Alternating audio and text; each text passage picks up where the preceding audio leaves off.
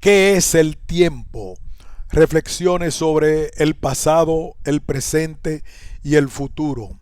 Una obra de André Comte Sponville. Preámbulo. El 8 de diciembre de 1993 se realizó en París, por iniciativa de la División Campos y Partículas de la Sociedad Francesa de Física, un coloquio sobre el tiempo. Reunió casi exclusivamente a científicos, en su mayoría físicos. Etienne Klein y Michael Spiro, sus organizadores, quisieron que un filósofo se expresara. Me solicitaron hablar del tiempo de la conciencia. Lo hice con mucho placer y lo mejor que pude. Pero mi intervención, publicada a continuación en las actas del coloquio, acató los constreñimientos de este tipo de reuniones. Había que ser breve y mis propios límites me dejó, y esto parecerá contradictorio solo a quienes jamás han escrito, a un tiempo contento e insatisfecho. Los límites perduran sin duda, pero ocurre que se desplacen, lo que suele permitirnos progresar. El coloquio en sí y su gran riqueza me proporcionaron copiosos medios para ello. Con todo, desde entonces no cesé de retomar mi texto para retocarlo, desarrollarlo, precisar algunos puntos, elucidar ciertas ambigüedades, esclarecer, parecía necesario, ciertas objeciones que se me plantearon. Ahora es cosa definitiva. Aquel texto, muy abultado, constituye la materia de este libro. Agradezco a quienes lo suscitaron y tuvieron con sus críticas la gentileza de ayudarme a enriquecerlo. No quise eliminar o disimular lo que en estas páginas lleva la marca de sus orígenes: intervención oral ante un público formado principalmente por científicos. Primero, porque no se puede anhelar público mejor para hablar del tiempo. Luego, y sobre todo, por apego a lo que fue, que solo exista el presente, ya que tal es la tesis central de este opúsculo. No es razón para serle infiel al pasado, ni para desinteresarse por el porvenir. Allí es donde la metafísica roza con la ética, y el tema del tiempo es uno de nuestros principales desafíos. Vivir en el presente no es vivir en el instante, porque el presente dura, es lo que se llama tiempo, y es lo que intenté comprender. El ser tiempo. Reflexiones sobre el tiempo de la conciencia. Los organizadores del coloquio me pidieron hablar del tiempo de la conciencia. Les agradezco haberme confiado un tema tan atractivo, y desde ya me disculpo por tomarlo en su acepción más amplia. Lo hago para economizar tiempo. No creí que fuera mi deber desarrollar lo que cada uno experimenta en sí mismo. Esto es, porque el tiempo de la conciencia se diferencia del tiempo de los relojes, porque el tiempo subjetivo, como dicen los filósofos, difiere del tiempo objetivo. ¿Para qué repetir siempre las mismas trivialidades acerca del tiempo que transcurre más o menos rápido conforme uno goza o sufre, se aburre o divierte respecto del tiempo de la juventud y el de la vejez, a la intermitencia del corazón o del alma, a las languideces o aceleraciones voluptuosas o trágicas de nuestra vida interior? Cuán rauda llega la desdicha y qué morosa es cuando se instala. Sí, pero la vida basta para enseñárnoslo. Cuán viva y ligera, casi impalpable, se torna la dicha, incluso inaprensible, pero el porvenir se hace esperar. Cómo escapa el presente, cómo el pasado suele no darnos tregua. Sin duda, quien lo ignora, este saber que no es un saber y precede a todo saber, es lo que llamamos conciencia. Que sea temporal es una certidumbre y basta recordarla, y que su tiempo propio no tiene la regularidad ni la homogeneidad del mundo ni de los relojes. Si así no fuere, necesitaríamos relojes, habría mundo. Nuestro tiempo, el tiempo vivido, el de la conciencia, del corazón, es plural, heterogéneo, desigual. Todo ocurre como si no cesara de desdibujarse en nosotros, según tropiece o no con nuestros deseos, según los desgaste o exalte. Razón de que haya un tiempo para la espera y otro para el pesar, un tiempo para la angustia y otro para la nostalgia, un tiempo para la pasión y otro para la pareja,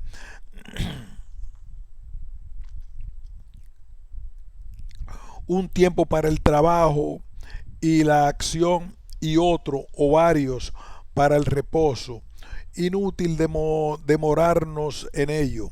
La filosofía no está aquí para describir, analizar o comentar sin fin las evidencias de la conciencia común, que se bastan a sí mismas y valen más casi siempre que los discursos pronunciados sobre ella. Hay algo más aburrido que una fenomenología, algo más apasionante que una metafísica. En lo que toca a lo vivido por la conciencia, cualquiera sabe tanto como el filósofo, y los poetas dirán mejor y más escuetamente lo poco que merece ser dicho. La filosofía no está aquí para reseñar, sino para entender. Por cierto, hablaré del tiempo de la conciencia si se entiende con ello que intentaré pensar el tiempo de la manera en que puede aprehenderlo una conciencia. ¿Cómo si no? Pero la conciencia que me interesa es, sobre todo, la conciencia veraz en la medida que pueda hacerlo. Digamos, la conciencia lúcida o desilusionada, la que logra aprehender algo de lo real. Es notorio que solo hay pensamiento para una conciencia, pero ¿qué valdría esta conciencia si solo pudiera pensarse a sí misma? ¿De qué conocimiento sería capaz? ¿De qué física? ¿De qué metafísica? Es decir, que al interrogarme sobre la conciencia veraz del tiempo, ya que tal es mi propósito, intentaré saber lo que es el tiempo en sí mismo, por lo menos en la medida en que la conciencia es capaz de conocerlo o imaginarlo. Agradezco desde ya vuestra indulgencia. Es un tema demasiado arduo para una conciencia, quisiera siquiera filosófica, pero en fin, hay que limitarse a lo difícil, como dijo Rilke, es decir, atenerse al tiempo que nos ajerroja. 1. Podemos empezar con San Agustín, pues nadie dijo mejor lo esencial sobre el tiempo de la conciencia. La dificultad del tema, primero, y es la interrogante famosa o la evidencia dubitativa: ¿qué es el tiempo? Si nadie me lo pregunta, lo sé. Si me lo preguntan y quiero explicarlo, ya no sé. El tiempo parece indefinible, inaprensible, como si solo existiera en su fuga, como si solo apareciese con la condición de desaparecer siempre, y tanto más oscuro en su aspecto conceptual como claro en la experiencia.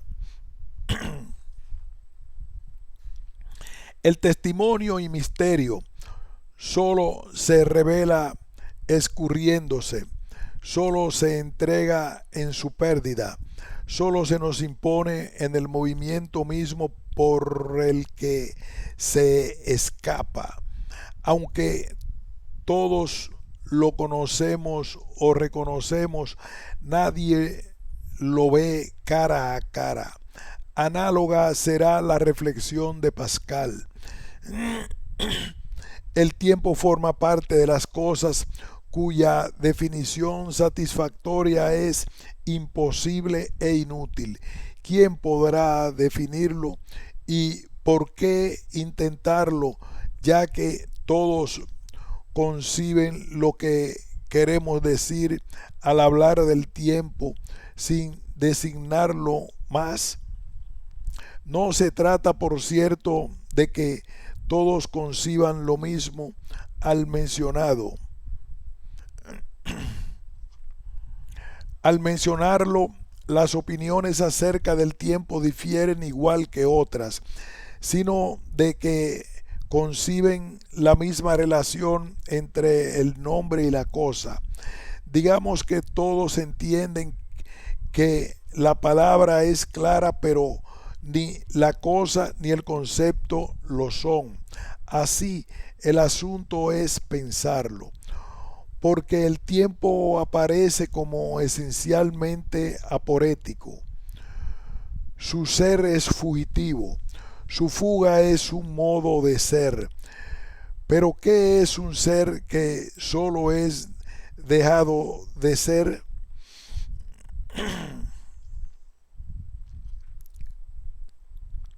Para la conciencia, el tiempo es inicialmente sucesión de pasado, presente, porvenir. Ahora bien, el pasado no está, puesto que ya no es; tampoco el porvenir, porque todavía no es. En cuanto al presente, o se divide en pasado y porvenir, que son o no son, o es un punto de tiempo sin ninguna vastedad de duración, y por lo tanto deja de ser tiempo. Nada entonces entre dos nadas. El tiempo sería este perpetuo aniquilamiento de todo. Otra vez San Agustín.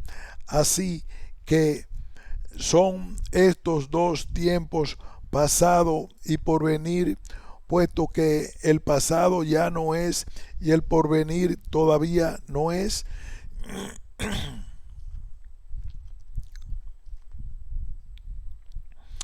En lo tocante al presente, si fuera siempre presente, si no fuera a reunirse con el pasado, no sería tiempo, sería eternidad. En consecuencia, si para ser tiempo el presente debe unificarse con el pasado, ¿cómo podemos aseverar lo que es cuando solo puede ser dejado de ser? De suerte que lo que nos autoriza a afirmar que el tiempo es su propensión a no ser más. El tiempo es esta abolición de todo que parece derogarse a sí misma. La fuga del tiempo es el tiempo mismo. El argumento que ya encontrábamos en Aristóteles, el argumento que ya encontrábamos en Aristóteles o entre los estoicos, se halla en Montaigne y después de él en la mayoría de los modernos. ¿Qué es el tiempo? No es cosa que sea, pues sería gran sandez, falacia manifiesta decir que es aquello que todavía no está en el ser o que ya abandonó el ser. Y en lo tocante a estos vocablos, presente, instante, ahora, con lo que al parecer fundamentamos y aseveramos principalmente la inteligencia del tiempo, al encontrar al tiempo la razón, lo destruye de inmediato porque lo escinde sin demora y lo parte en futuro y pasado como si quisiera verlo siempre dividido en dos.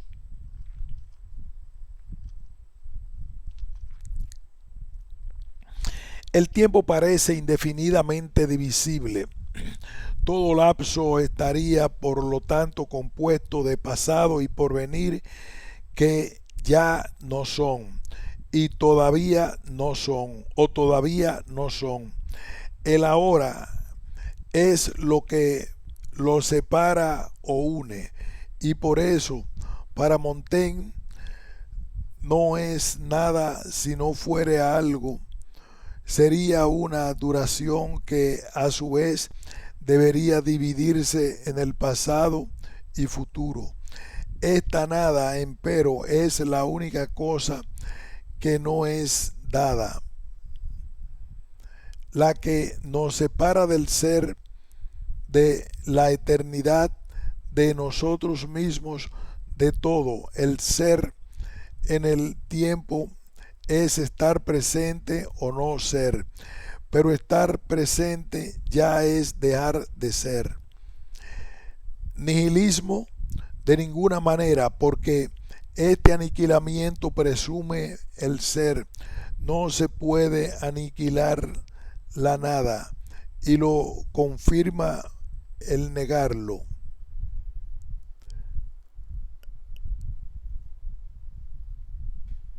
Al evocar lo que denomina nihilismo del tiempo, Marcel Conch percibe con justeza una fórmula de Hamelin.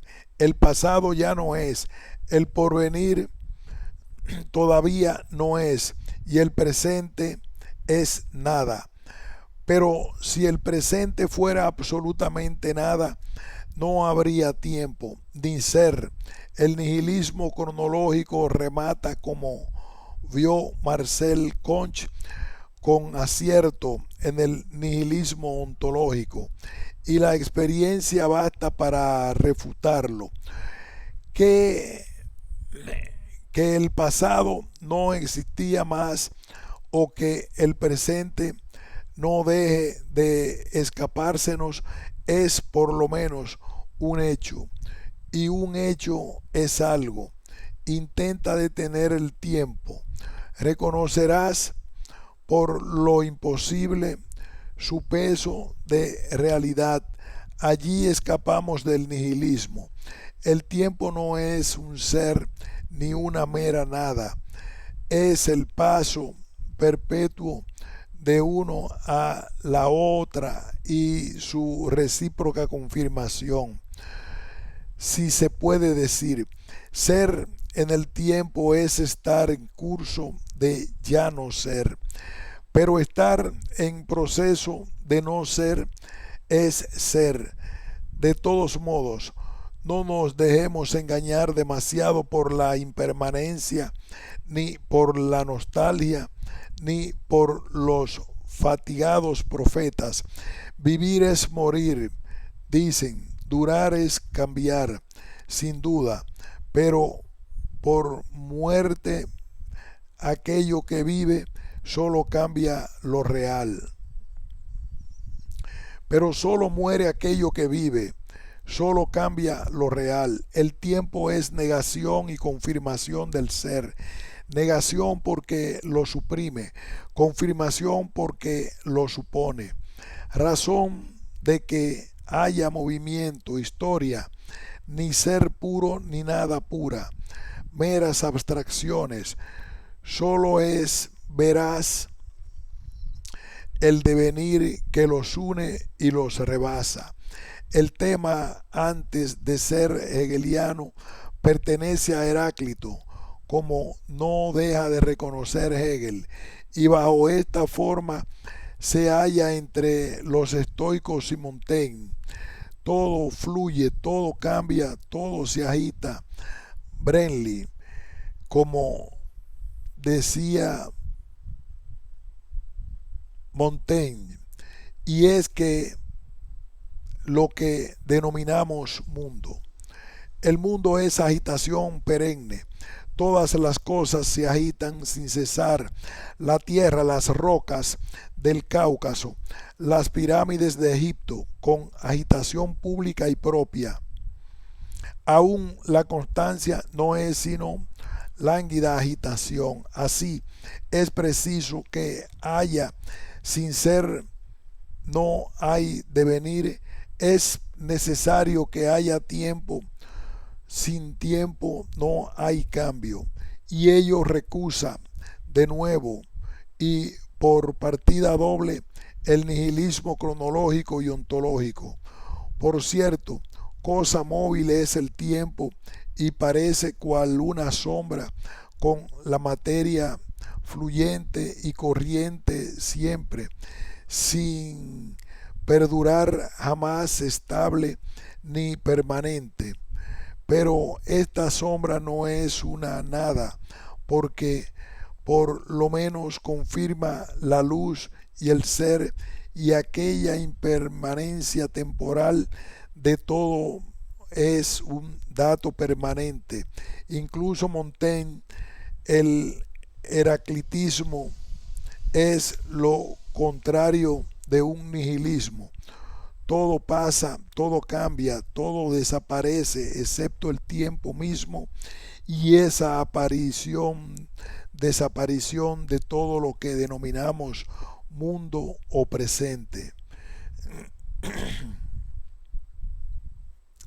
Esto da la razón a Parménides, o mejor dicho, reconcilia a Parménides con Heráclito, que, que todo cambia es verdad eterna y que siempre haya algo, el ser, el devenir es la eternidad misma.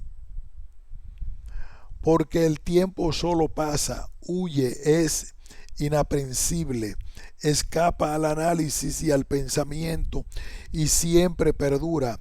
Como, como no habría de existir si resiste todo y nada le resiste? ¿Cómo no habría de existir si contiene todo lo que existe? Ser es ser en el tiempo. Así, el tiempo precisa ser, contiene todo, envuelve todo, devora todo. Todo lo que ocurre, ocurre en el tiempo. Nada sin él podría ser ni devenir. Es exactamente la condición de lo real. Como el espacio, sin duda, más que el espacio, tal vez, porque un fenómeno, por ejemplo, lógico, puede no estar rigurosamente situado. ¿Acaso no sea posible situarlo? Si te digo que 2 más 2 son 4 o que estoy enamorado, puede resultar ridículo que se me pregunte dónde, pero se me pregunta desde cuándo, nada más legítimo, lo que no significa que la respuesta sea fácil en ninguno de los dos casos. Olvidemos por un instante lo que sabemos o creemos saber de la relatividad.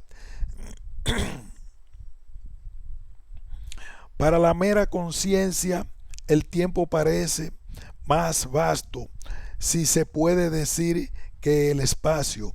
Este puede haber comenzado en el tiempo, pero se ve muy bien a donde el tiempo podría detenerse en el espacio. Todo lo que tiene lugar en el espacio ocurre o dura en el tiempo, pero lo que adviene o dura no tiene forzosamente un lugar. ¿Quién puede decirme dónde está la mecánica cuántica? La justicia o la sinfonía inconclusa de Schubert no por ello dejan de tener una historia en el tiempo. Esto vincula por otras vías la asimetría destacada por Kant.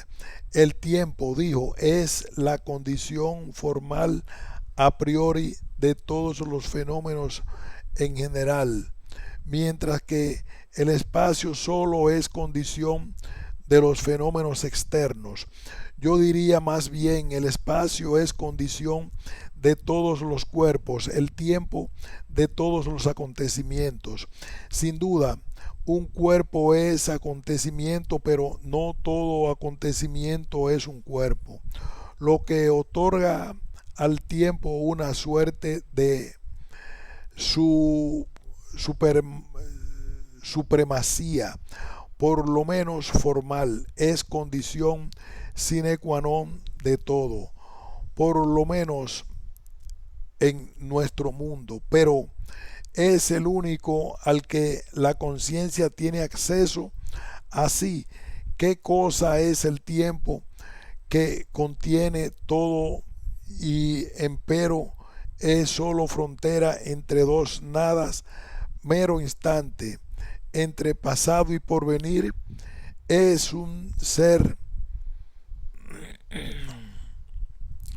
se preguntaba ya Aristóteles, o un no ser, contestaba, que primero no existe en absoluto o que solo posee una existencia imperfecta y oscura.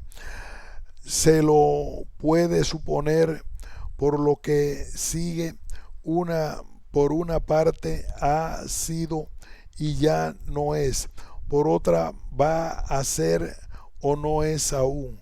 Ahora bien, lo que se compone de no seres parece no poder participar en la sustancia ni en el ser o usia, pero tampoco puede no existir, porque como sin tiempo podría haber cambio, movimiento, devenir. El tiempo no puede ni existir absolutamente ni no existir absolutamente, existe solo relativamente.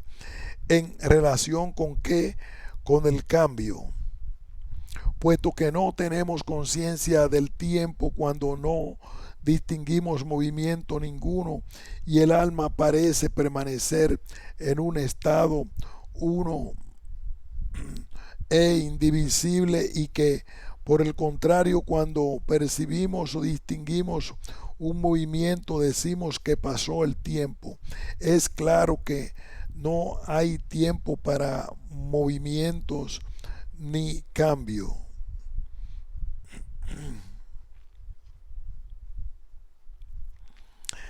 No me demoré en la solución aristotélica. Sin reducirse a movimiento, el tiempo, no obstante, depende de él. No es ni movimiento ni sin el movimiento. Y lo mide. Es la definición, es famosa el número del movimiento según el antes y después. El número del movimiento según el antes y el después. Esta definición vale como cualquier otra, o más bien vale más que la mayoría porque permite pensar que no por ello deje de tener defectos. Podemos sugerirlo sin fatuidad y eso podría explicar que suele ser más glosada que utilizada. Primero, desde un punto de vista lógico, porque es difícil definir el movimiento sin hacer referencia al tiempo. La definición de Aristóteles, acaso, como toda definición del tiempo, parece suponer aquello que intenta definir. Luego, desde un punto de vista físico, aunque no es seguro que el tiempo pueda existir sin el cambio, suponiendo, por ejemplo, una especie de muerte térmica del universo, de cero absoluto, donde nada se moviera ni cambiara, es seguro que derogaría el tiempo, que no tendría sentido preguntarse hace cuánto tiempo nada cambia. Se me objetará que nadie podría ya plantearse la pregunta ni cualquier pregunta. Por cierto, pero ello no nos autoriza a decir que no se plantee la interrogante desde un punto de vista filosófico. ¿Por qué la inmovilidad habría de ser incapaz de durar? Si no durara, ¿cómo podría estar inmóvil?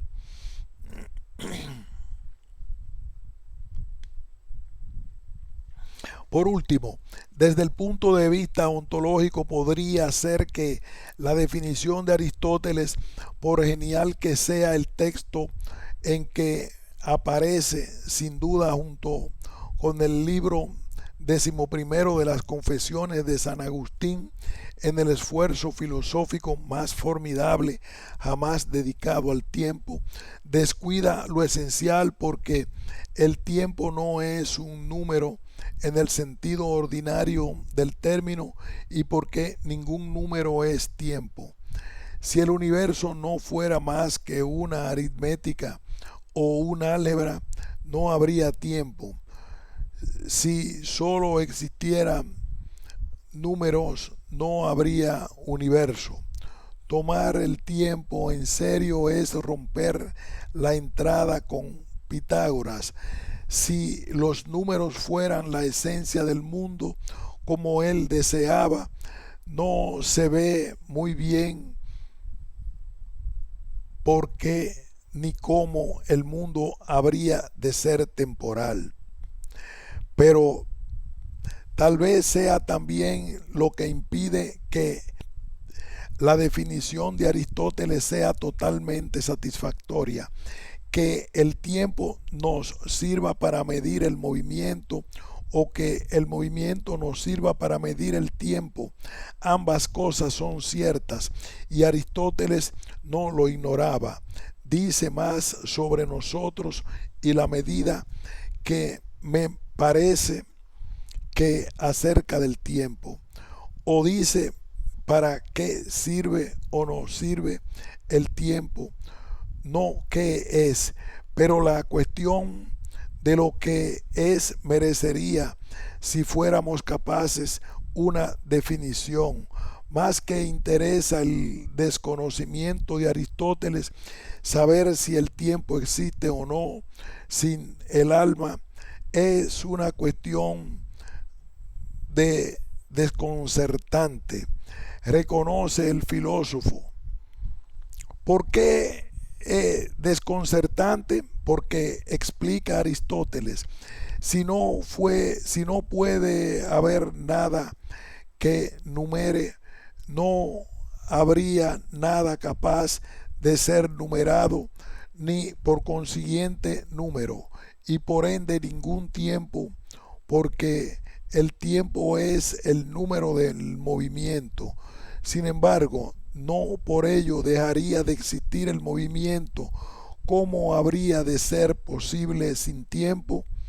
Este desconocimiento puede parecer harto desconcertante, que el tiempo precise del alma para ser numerado o medido, de acuerdo, pero ¿para qué ser contable o mesurable? Es decir, para ser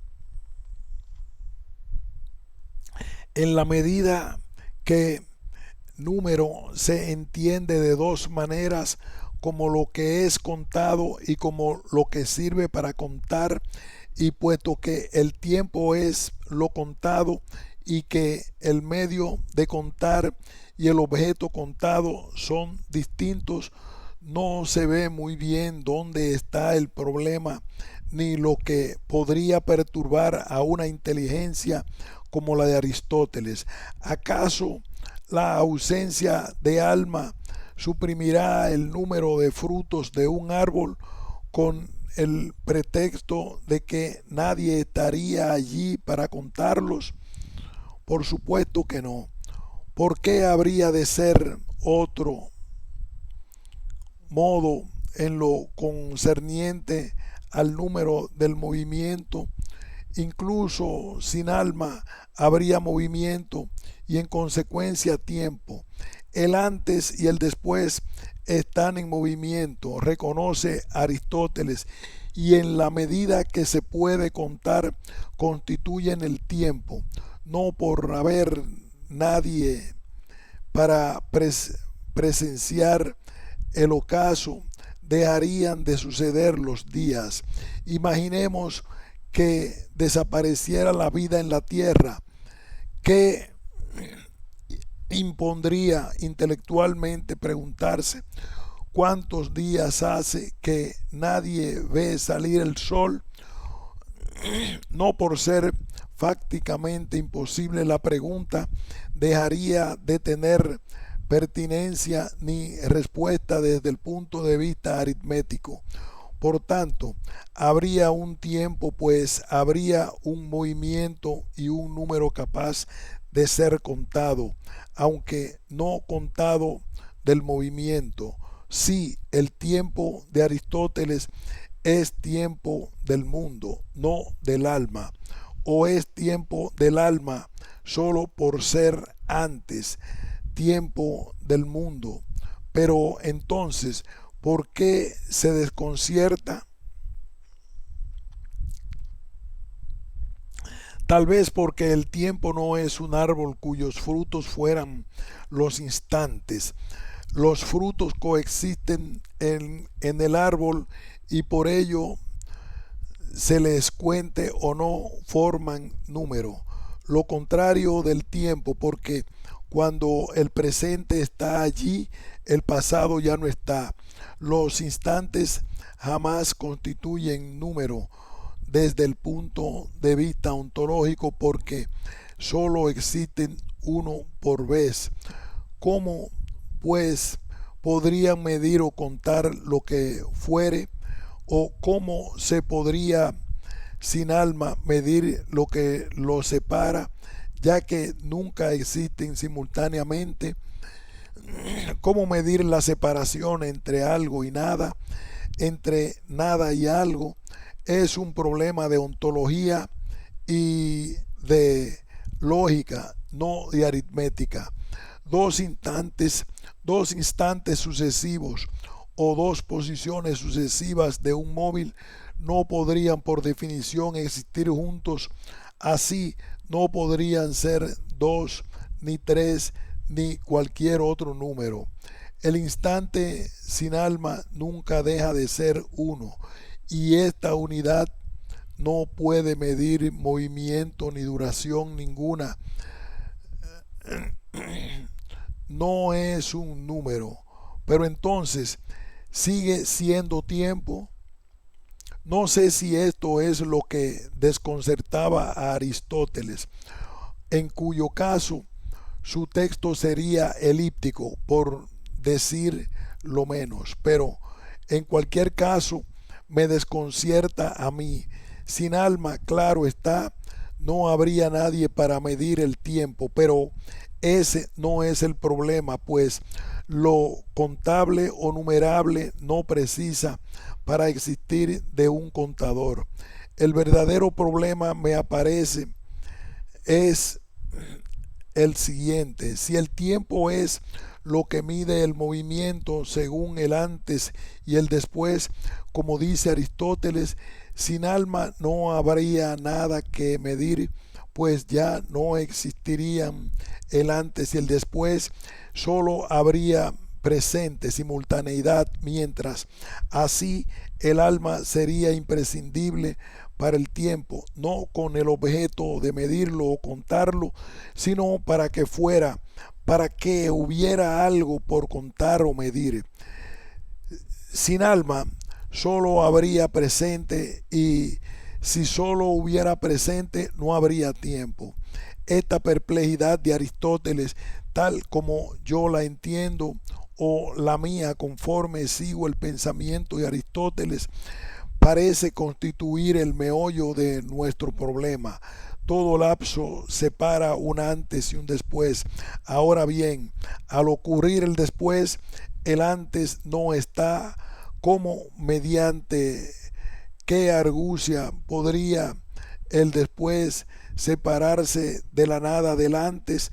Así, aquello que nombramos tiempo, el hecho que ya haya presente, pasado y porvenir, parece existir solo en el alma, única capaz de hacer coexistir en una misma presencia ante sí un antes y un después, única capaz de dar el ser o un simulacro de existencia a lo que ya no es pasado o todavía no es futuro. El alma, porque recuerda, porque prevé, porque espera o teme, es lo que da existencia a otra cosa que el presente. Ahora bien, otra cosa que el presente no puede sino ser pasado, y futuro solo puede ser tiempo prolongado, ponderoso, inmensa cadena para la ínfima perla del presente. La mente y el joyero recibe el don de la perla y fabrica la cadena. Idealismo no, porque el movimiento no necesita alma para existir y basta para dar existencia al tiempo. Imaginemos de nuevo que el universo se esfumara.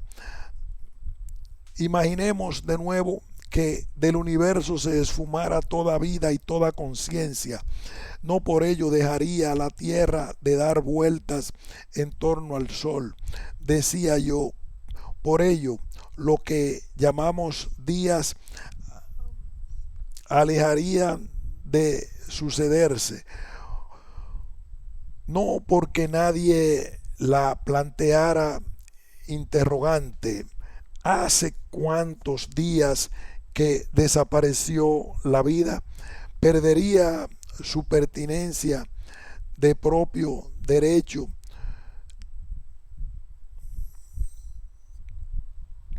ni su respuesta en la esfera aritmética. En consecuencia, desde el punto de vista de Aristóteles, habría un tiempo porque habría movimiento, cambio, devenir, pero este tiempo no agregaría días pasados, solo existen en la mente, solo agregaría días presentes, solo hoy, o sería más bien esa suma perpetua de sí hoy y luego hoy, nuevamente hoy.